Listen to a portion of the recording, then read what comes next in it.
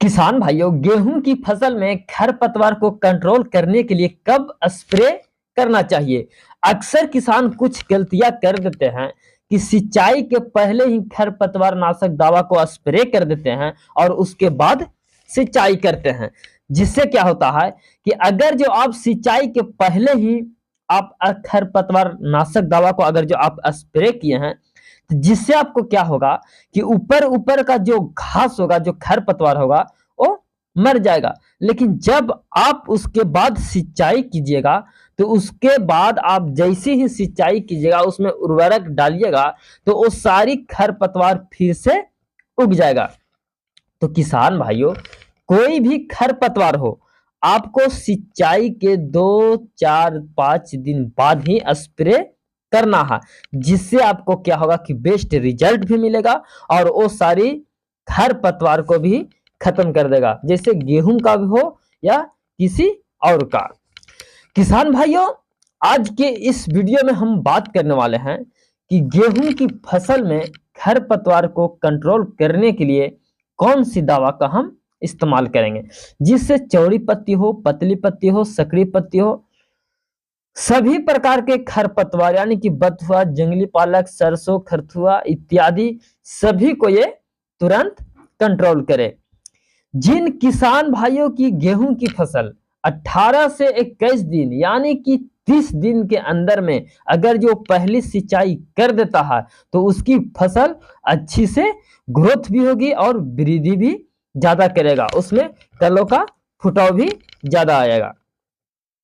किसान भाइयों, गेहूं की फसल में खरपतवार जो उग जाते हैं, उसे कंट्रोल करने के लिए आपको 2,4-D दवा का छिड़काव करना है। और उससे क्या होगा कि जितने भी खरपतवार होंगे वो नष्ट कर देगा, जिससे किसान अपनी फसल को अच्छी से ग्रोथ कर पाएगा। किसान भाइयों, गेहूं की फसल में जितने भी खरपतवार, जंगली दुभी, हिरनखुरी, बथुआ, सरसों का जो प्रकोप होता है, और इन्हीं खरपतवारों के कारण गेहूं की फसल में हमें 30 से 40% तक नुकसान देखने को मिलता है। इसीलिए 2,4-D सोडियम 80% WGP को 1 लीटर दवा को 500 लीटर पानी में मिलाकर इसकी सिंचाई 1 एकड़ में कर देना है, यानी कि 40 से 50 ml प्रति टंकी 2,4-D दवा को स्प्रे करना है। जिससे जिन किसानों को खेत में सकरी पत्ती वाली समस्या यानी कि खरपतवार उगे हैं, वो सारी के सारे खत्म हो जाएगा।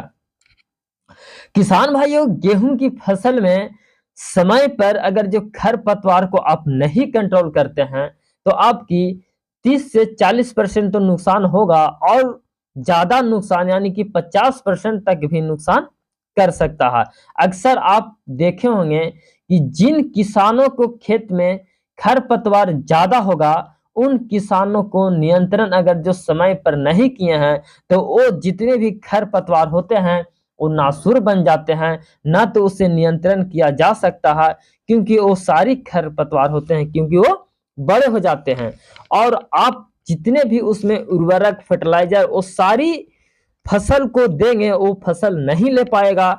यानी कि हमारे जमीन के अंदर भी जितनी भी उर्वरक शक्तियां होती है, वो सारी उर्वरक शक्तियां को खरपतवार खा जाती है, जिससे गेहूं का जो पौधा का वो सारी शक्तियां नहीं मिल पाता है, जिससे हमें पैदावार में नुकसान मिल जाता है।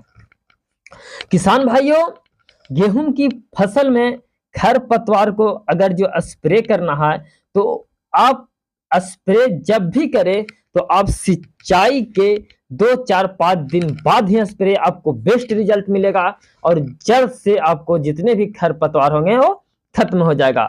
अगर जो आप सिंचाई के बाद स्प्रे करते हैं, तो आपको जो बड़ा हो गया भी है खरपतवार, तो उसे भी वो मुरझा देगा और आपकी जो गेहूं की फसल होगा उसे विकास तेजी से फिर मिल जाएगा।